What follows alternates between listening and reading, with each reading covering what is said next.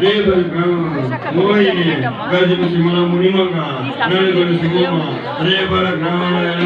పుట్టమమ్మ. ఈ గ్రామంలో ముందు కాపులు కర్ణాలు ఆడవారు కానీ మగవారు కానీ పిల్లకాయలు కానీ పెద్దోళ్ళు కానీ ఈ గ్రామంలో ఉండే వ్యాధులు గురక గుది పెట్ట పశువులు కూర్చు వ్యాధులు గాలి కుంటే గొంతు కోడలు కూర్చు వ్యాధులు